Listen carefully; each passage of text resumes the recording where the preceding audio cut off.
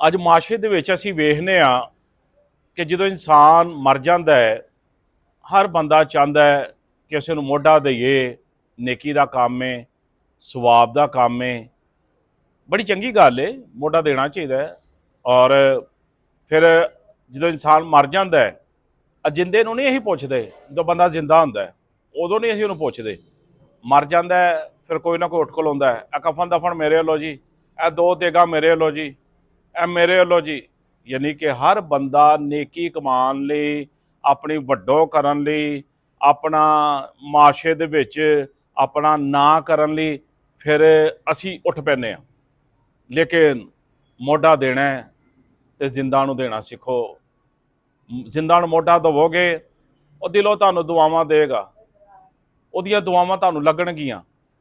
ਉਹਨੂੰ ਪੁੱਛ ਕੇ ਵੇਖੋ, ਉਹਨੂੰ ਦਵਾਈ ਦੀ ਜ਼ਰੂਰਤ ਹੈ, ਉਹਨੂੰ ਖੁਰਾਕ ਦੀ ਜ਼ਰੂਰਤ ਹੈ, ਲੇਕਿਨ ਕਦੀ ਨਹੀਂ।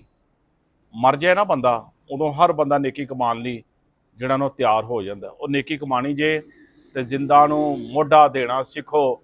ਜ਼ਿੰਦਾ ਨੂੰ ਮੋਢਾ ਦਿਓਗੇ, ਉਹ ਦਿਲੋਂ ਦੁਆਵਾਂ ਦੇਗਾ। ਇਹ ਬੜੀ ਵੱਡੀ ਨੇਕੀ ਜੇ, ਬੜਾ ਵੱਡਾ ਅਜਰ ਜੇ। ਕੋਸ਼ਿਸ਼ ਕਰੋ ਕਿ ਜ਼ਿੰਦਾ ਨੂੰ ਮੋਢਾ ਦੇਵੋ। ਰੱਬ ਤੁਹਾਡੀ ਹਯਾਤੀ ਕਰੇ।